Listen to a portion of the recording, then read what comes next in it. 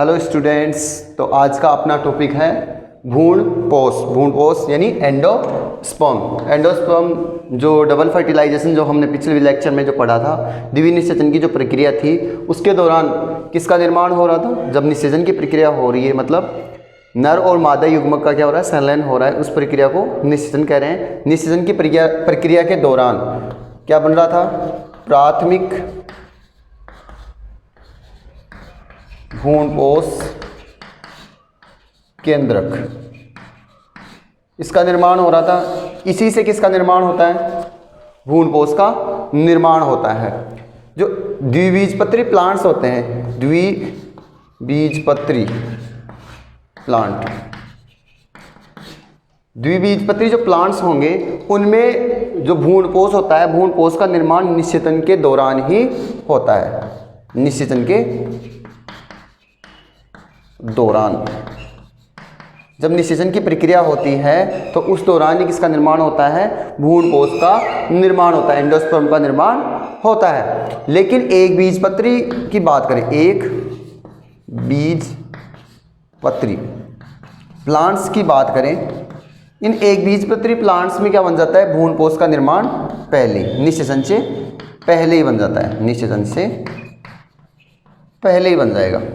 ठीक है, एक बीजपत्री और द्विबीजपत्री आप जानते हो, जिसमें दो बीजपत्र हो वो द्विबीजपत्री, और जिसमें केवल एक बीजपत्र ही मौजूद हो वह एक बीजपत्री प्लांट्स होता है। तो समझ में आया भ्रूणपोष का निर्माण कैसे होगा। भ्रूणपोष का निर्माण प्राथमिक जो निषेचन की प्रक्रिया हो रही थी उसमें प्राथमिक भ्रूणपोष केंद्रक बन रहा था, उससे किसका निर्माण हो रहा था, भ्रूणपोष का। द्विबीजपत्री प्लांट्स में निषेचन के दौरान ही भ्रूणपोष का निर्माण होता है और एक बीजपत्री प्लांट्स में निषेचन से पहले ही। और इसका मैंने फंक्शन भी बताया था, किस काम में आता है, जो सीड ये एम्ब्रियो डेवलपमेंट होता है, भ्रूण का जो विकास होता है उस दौरान क्या करता है, ये पोषण प्रदान करने का काम करता है। भ्रूणपोष है वो विकास की दृष्टि से कैसे इनका निर्माण होता है, किसकी, डेवलपमेंट के अकॉर्डिंग, विकास के आधार पर। विकास के आधार पर एंडोस्पर्म तीन प्रकार का होता है, केंद्रकीय भ्रूणपोष, कोशिकीय भ्रूणपोष और हेलोबियल भ्रूणपोष होता है। तीन प्रकार है, कोशिकीय, केंद्रीय और हेलोबियल। पहला देखो केंद्रीय, नाम से ही हो रहा है कि केंद्रक बनेंगे। जब इसको मिटा देता हूं, इसको मिटाने के बाद ये क्या था, एम्ब्रियो सैक था। एम्ब्रियो सैक में क्या बन गई थी, यहाँ पर एम्ब्रियो बन गया, भ्रूण का निर्माण हो गया, और भ्रूण का निर्माण के बाद में यहाँ पर क्या बन रहा था, त्रिगुणित संरचना बन रही थी, 3n भ्रूणपोष का बन रहा था। यहाँ पर क्या करेगा, ये विभाजित होगा।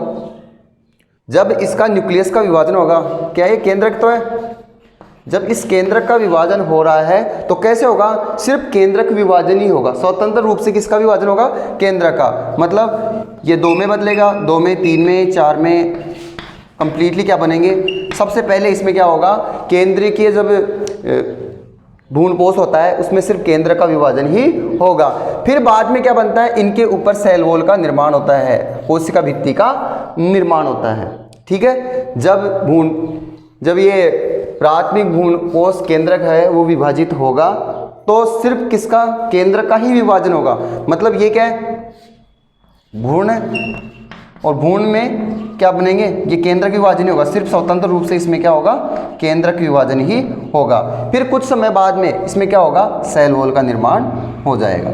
सेल वॉल के निर्माण के बाद में स्वतंत्र कोशिकाएं बन जाएंगी। लेकिन इसमें ध्यान रखना कि इसमें बीच में क्या बन जाती है, रिक्तिका बन जाती है। बीच में क्या बन जाएगी, रिक्तिका, और ये सारे केंद्र कहाँ चले जाएंगे, बड़ी रिक्तिका बन जाएगी, और सारे केंद्रक परिधि की ओर ही व्यवस्थित रहते हैं। परिधि की ओर व्यवस्थित हैं, उसी समय क्या बनती है, इन पे कुछ समय बाद सेल वॉल का डेवलपमेंट होता है। ठीक है, ये क्या है, बड़ी रिक्तिका, बड़ी रिक्तिका।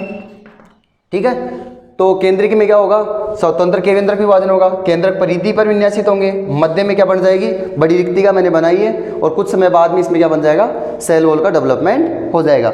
मतलब पहले सिर्फ क्या होता है, जब आपने पढ़ा होगा विभाजन जब होता है तो विभाजन के दौरान क्या होता है, सबसे पहले कैरियोकाइनेसिस होता है, मतलब केंद्रक विभाजन होता है, केंद्रक विभाजन, और केंद्रक विभाजन के बाद में क्या होता है, कोशिका द्रव्य विभाजन, द्रव्य विभाजन।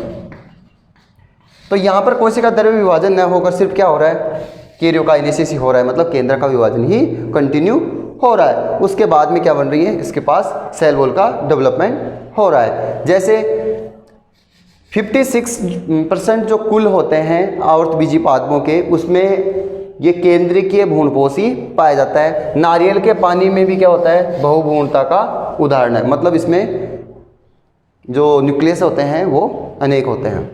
दूसरा है कोशिकीय, कोशिकीय नाम से हो गया, मतलब इसमें किसका निर्माण होगा, कोशिका का निर्माण होगा, मतलब केंद्रक विभाजन के बाद में किसका निर्माण हो जाएगा, सेल वॉल का निर्माण भी हो जाएगा।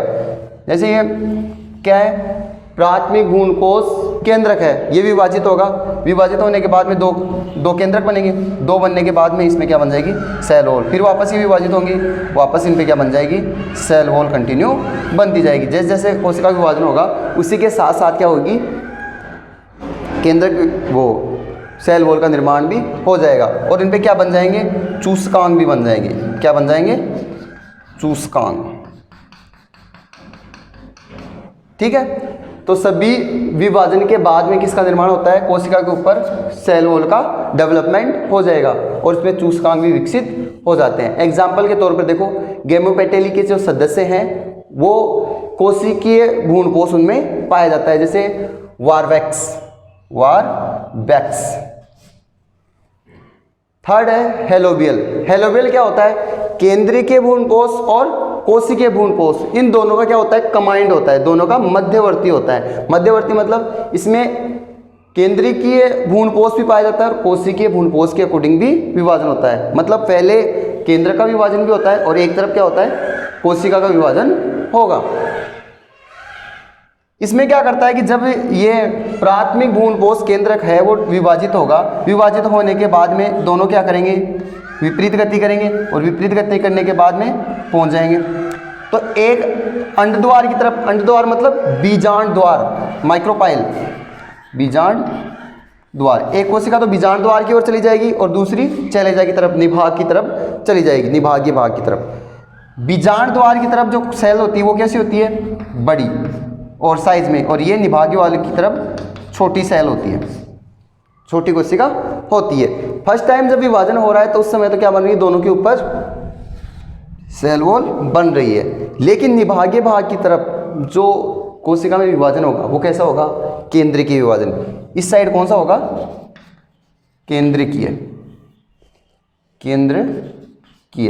केंद्रीय विभाजन होगा, और ऊपर वाली जो बीजांड द्वार की तरफ जो सेल है उसमें कैसा होगा, कोशिकीय प्रकार का,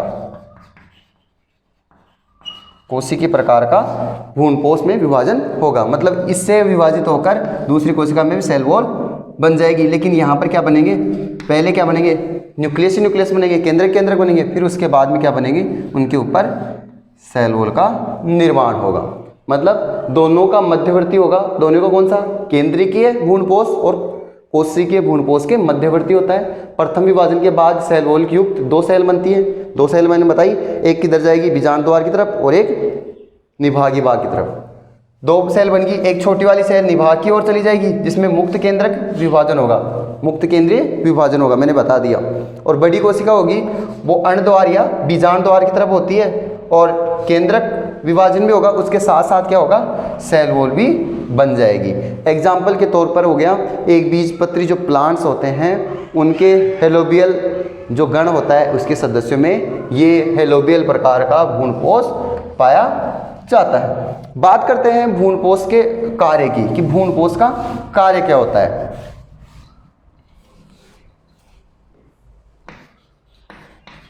भ्रूणकोश का कार्य, भ्रूणकोश का कार्य क्या होगा कि परिवर्धन कर रहे भ्रूण को पोषण प्रदान करना, परिवर्धित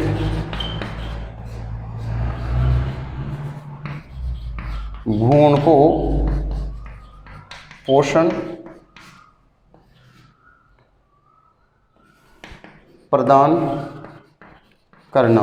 क्यों? क्योंकि इसमें वसा, कार्बोहाइड्रेट, प्रोटीन की मात्रा पाई जाती है। दूसरी ओर जैसे कई जो भ्रूणकोश होते हैं उनमें क्या पाए जाते हैं, चूसकांग, ये क्या है, चूसकांग, ये क्या काम करते हैं, बाहर की तरफ जो सेल वगैरह होंगी उनसे भोजन का अवशोषण करने का काम करते हैं। चूसकांग क्या करेंगे, चूसकांग अवशोषण करने का कार्य करेंगे। तो इस प्रकार ये तो एंडोस्पर्म हो गया। एंडोस्पर्म किससे, जो द्विबीजपत्री प्लांट्स होते हैं उसमें निषेचन के दौरान ही प्राथमिक भ्रूणपोष से केंद्रक से भ्रूणपोष बन जाता है। विकास के आधार पर ये 3 प्रकार के हैं, केंद्रकीय, कोशिकीय और हेलोबियल।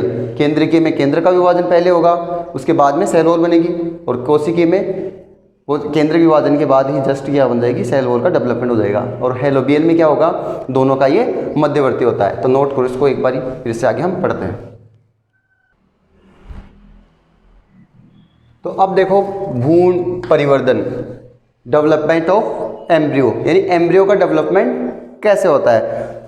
इससे पहले हमने जो निषेचन में पढ़ा था कि जब ये एम्ब्रियो सैक था, एम्ब्रियो सैक के अंदर अंड कोशिका थी, इस अंड कोशिका में एक नर युग्मक के संलयन से क्या बन रहा था, जायगोट बन रहा था कि नहीं। एक नर युग्मक अंड कोशिका के साथ निषेचन करके किसका निर्माण कर रहा था, जायगोट का निर्माण कर रहा था, युग्मनज का निर्माण कर रहा था। युग्मनज में निर्माण होने के बाद में इसमें जब विभाजन होता है, विभाजन होने के बाद में 2 कोशिकाएं बनती हैं, एक तो भ्रूणीय कोशिका होती है और एक आधारी कोशिका होती है। भ्रूणीय कोशिका जो बनती है वो चैलेजा की ओर बनती है, भ्रूणीय कोशिका निभाग की ओर बनती है, और आधारी कोशिका किस तरफ बनती है, बीजांड द्वार की और माइक्रोपाइल की ओर बनती है। यहाँ पर इसमें क्या होगा, लगातार विभाजन होगा, अपना तो परिणत विभाजन होगा। इसके दौरान क्या करेंगी ये 1 से क्या बनेगी, 2 सेल बनेंगी, 2 से 4 सेल बनेगी। 4 सेल बनने के बाद में क्या कहलाता है, चतुष्टांग कहलाता है। ये नीचे की ओर जो आधारीय सेल होंगी वो निलंबन का निर्माण करेंगी, और भ्रूणीय कोशिका किसका निर्माण करेंगी, आगे जाकर जो मूलांकुर और परांकुर के लिए निर्माण का कार्य करेगी। तो भ्रूणीय कोशिका क्या करेंगी, 2 भागों में बट रही है, और ये आधारी सेल किसका, निलंबन का निर्माण कर रही है।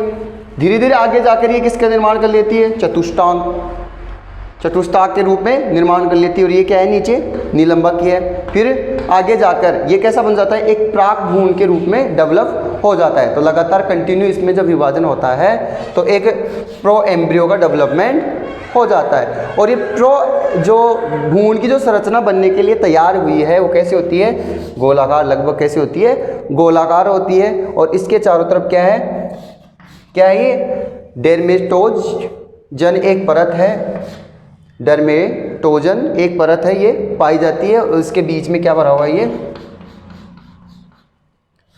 स्फीतिका भरी हुई है। फिर आगे जाकर ये कैसी होती है, हार्ट शेप में बन जाता है, हृदयाकार। ये कैसा बन गया, जो प्राक भ्रूण है आगे जाकर और डेवलप होगा। डेवलप होने के बाद में किसका कैसी आकृति ले लेता है, ये हृदयाकार,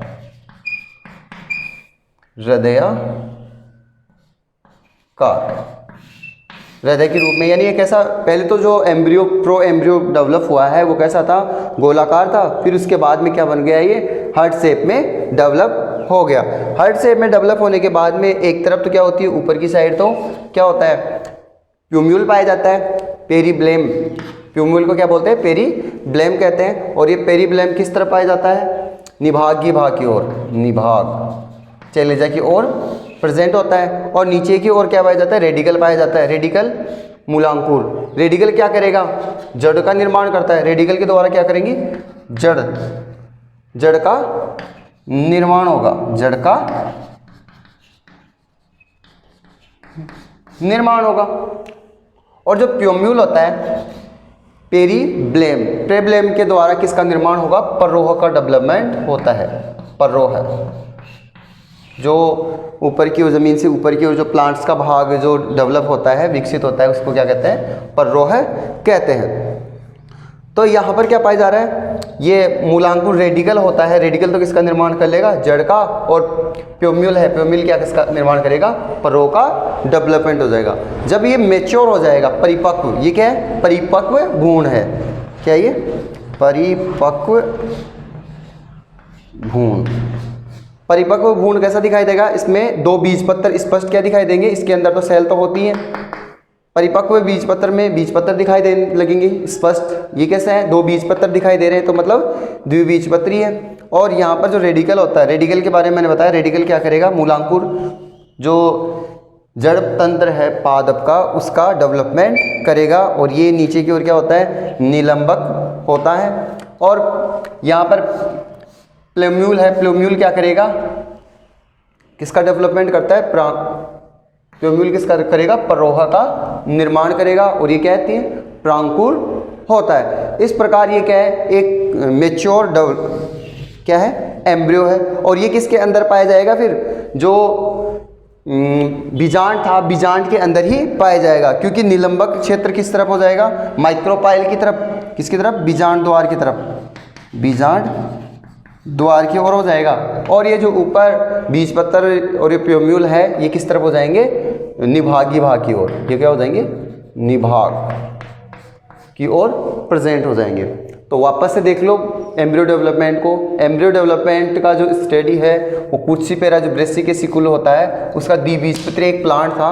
कौन सा, कैप्सेला बर्सा पेस्टोरिस, ये एक प्लांट था। इस पर हेंस्टिंग नामक साइंटिस्ट ने एम्ब्रियो डेवलपमेंट का स्टडी की थी सबसे पहले। हेंस्टिंग नामक साइंटिस्ट ने किस पर, कैप्सेला बर्सा पेस्टोरिस नामक प्लांट पर, एक द्विबीजपत्री प्लांट है, कौन से कुल का, कुर्सीपेरिया ब्रेसिकेसी फैमिली का प्लांट है, उस पर सबसे पहले एम्ब्रियो डेवलपमेंट का स्टडी किया था।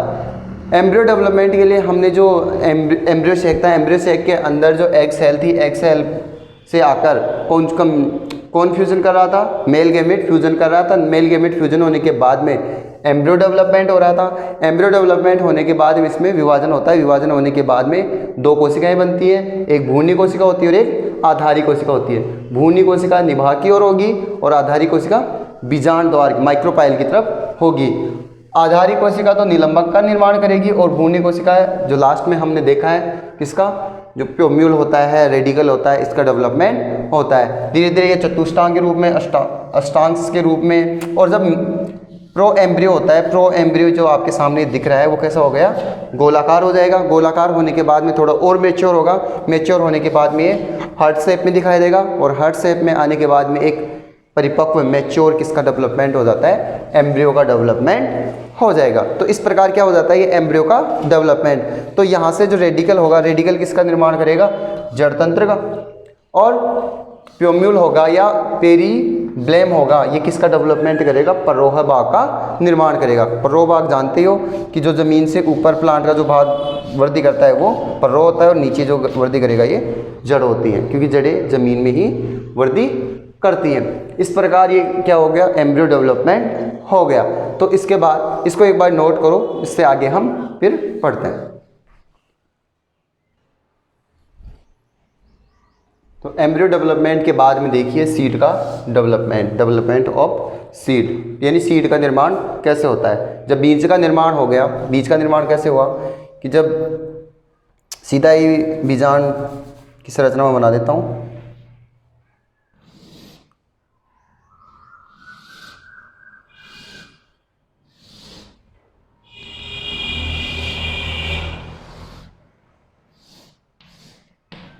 ये कौन सा भाग था, बीजांड द्वार, ये अध्यावरण, ये किसके अंदर स्थित है,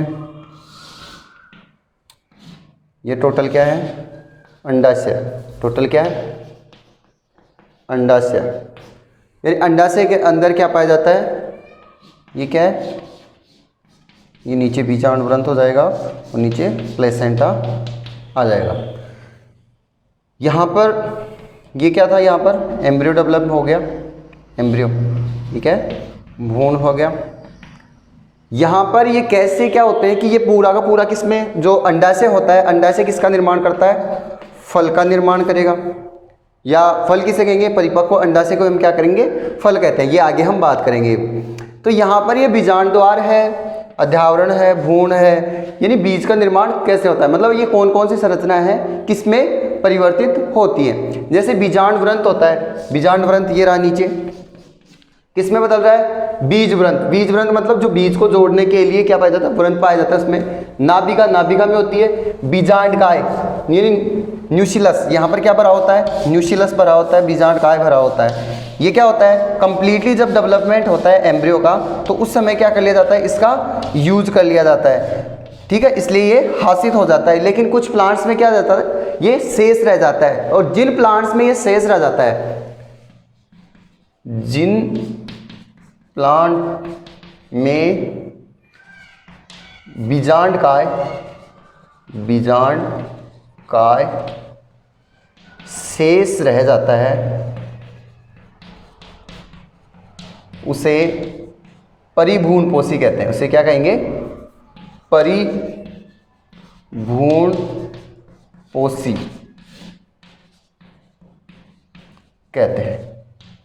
एग्जाम्पल के तौर पर देखो, मैक्सिमम प्लांट्स में तो क्या होता है? ये न्यूसिलस होता है, बीजांडकाय होता है, ये यूज कर लिया जाता है। लेकिन कुछ में क्या हो जाता है? ये शेष रह जाता है, उसे हम क्या कहते हैं? परिभ्रूणपोषी। जैसे एग्जाम्पल के तौर पर किस में रह जाता है? काली मिर्च में। काली मिर्च में ये कैसे पाया जाता है? परिभ्रूणपोषी के रूप में पाया जाता है। अधिकतर में क्या हो जाता है? हासिल।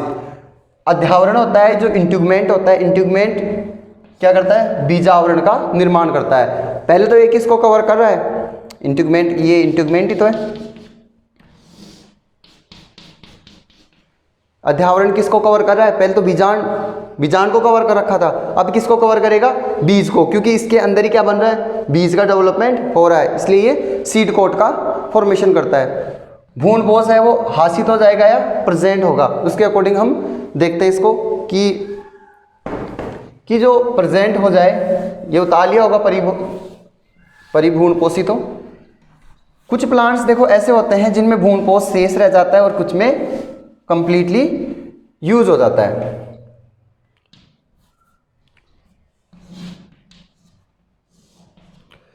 कुछ प्लांट्स ऐसे होंगे जिसमें जो भ्रूणपोष होगा वो क्या होगा? एब्सेंट। क्या होगा? एब्सेंट होगा। यानी जब इसका भ्रूण का डेवलपमेंट हो रहा है, क्योंकि भ्रूण के डेवलपमेंट विकास के लिए भ्रूणपोष क्या करता है? पोषण प्रदान करता है। तो पोषण प्रदान करते समय इसका पूर्ण रूप से यूज हो जाएगा, और यूज होने के बाद में ये क्या होगा? 1% भी नहीं रहेगा।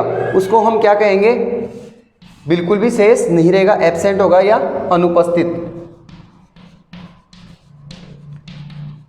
उसको कहते हैं अभ्रूणपोषी। अभ्रूणपोषी उसको क्या कहते हैं? अभ्रूणपोषी, या कहते हैं गैर एल्बुमिन, या इसको क्या कहते हैं? गैर एल्बुमिन भी कहते हैं। गैर एल्बुमिन किसे कहेंगे? आपसे पूछा जाए कि जब भ्रूण का विकास होता है तो भ्रूण के विकास के दौरान भ्रूणपोष का कंप्लीटली क्या कर लिया जाता है? यूज कर लिया जाता है। यूज करने के बाद में यहाँ पर जो भ्रूणपोष शेष ही नहीं रहता, या भ्रूणपोष क्या होता है? एब्सेंट होता है, वो क्या कहलाते हैं? अभ्रूणपोषी कहलाते हैं। एग्जाम्पल के तौर पर जैसे द्विबीजपत्री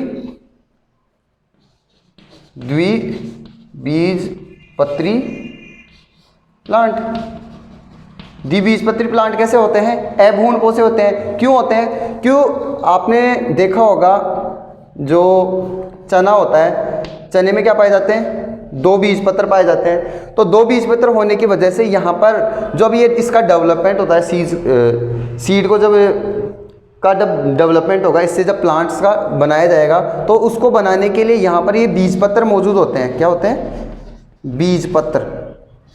ये बीजपत्र क्या करेंगे? कंप्लीटली पोषण से भरे हुए हैं, तो इनको दूसरे पोषण की आवश्यकता नहीं रहती, इसलिए यहाँ पर कंप्लीटली भ्रूण का पोषण कर लिया जाता है, और इनमें क्या हो जाती है? इन बीजपत्रों के अंदर ऊर्जा संचित रहती है, और इसको डेवलप करने के लिए यहाँ पर पर्याप्त ऊर्जा होती है। दूसरी ओर यहाँ पर कुछ जो भ्रूणपोष शेष रह जाए,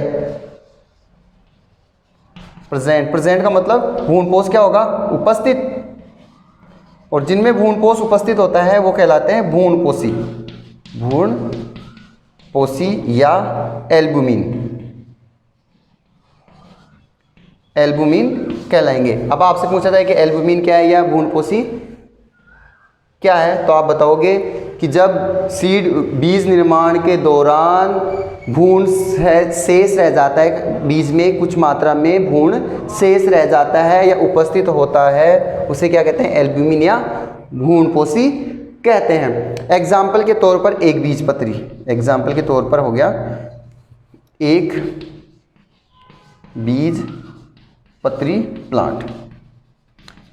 एक बीजपत्री प्लांट कैसे कि आपने देखा होगा कि इसमें क्या पाया जाता है, सिर्फ एक बीजपत्र ही पाया जाता है। जैसे गेहूं हो गया, मक्का, इनमें क्या पाया जाता है कि ये भ्रूणपोषी होते हैं, मतलब इसमें भ्रूण प्रेजेंट होता है। और यहाँ पर जो द्विबीजपत्री हो गए उनमें अभ्रूणपोषी होते हैं, जैसे चना,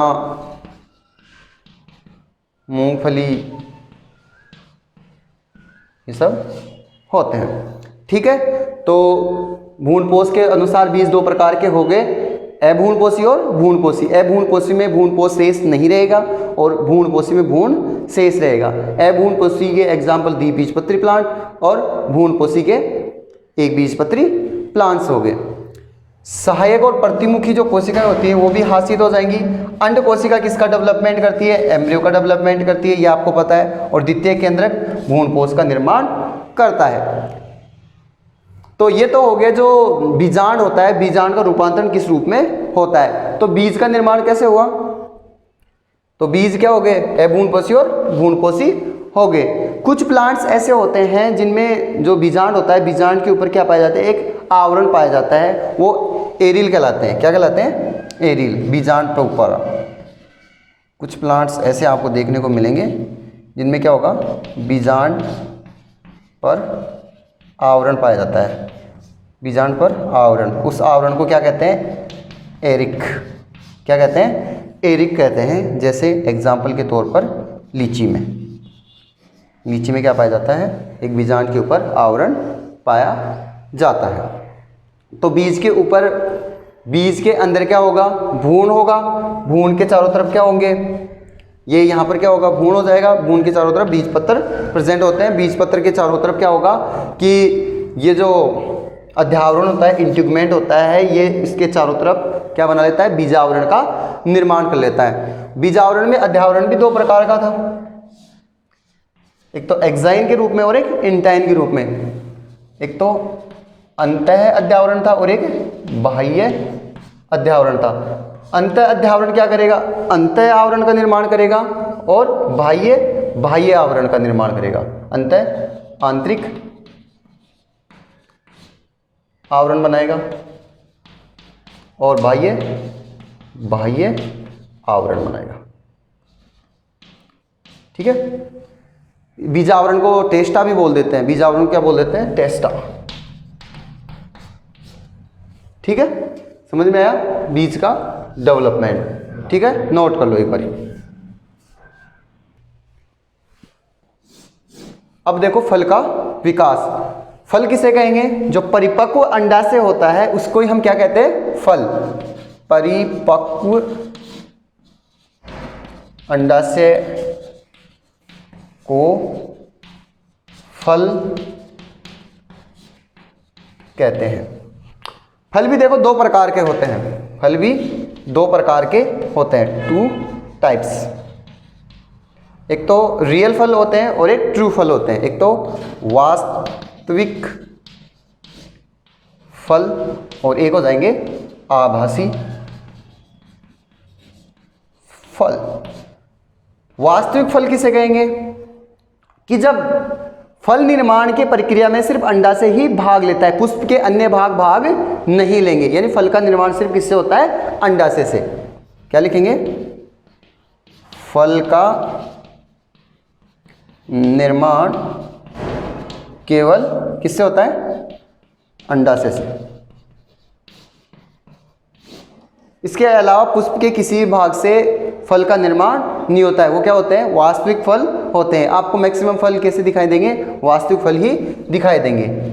आभासी फल क्या होते हैं कि वे फल जिसमें पुष्प के अन्य भाग जैसे पुष्पासन हो गए, बाह्य दल, दलपुंज, ये भी भाग लेते हैं, वो क्या होता है, आभासी फल होता है, असत्य फल होता है। इसको सत्य फल भी बोल देते हैं, सत्य, और इसको असत्य फल। फल निर्माण में अंडाशय के अलावा पुष्प के अन्य भाग भी भाग लेते हैं। जैसे पुष्पासन हो गया, दलपुंज हो गया, बाह्य दलपुंज। एग्जाम्पल के तौर पर सेब। सेब कैसा होता है? आभासी फल होता है या असत्य फल होता है, क्योंकि इसके निर्माण में पुष्पासन भी भाग लेता है। निर्माण में कौन भाग लेता है? पुष्पासन। ठीक है। लेकिन आजकल आर्टिफिशियल रूप से भी क्या करवाए जा रहे हैं कि अंडाशय को डायरेक्ट ही निषेचन की प्रक्रिया होने से पहले ही, निषेचन की प्रक्रिया होने से पहले ही हार्मोनों के प्रभाव से उसको किसके रूप में बदल देने की कोशिश किया जाता है? भ्रूण के निर्माण में बदला जाता है। ठीक है, कृत्रिम तरीके से ही, कृत्रिम तरीके से अंडाशय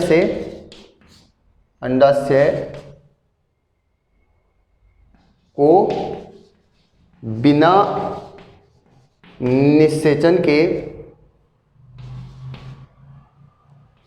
फल में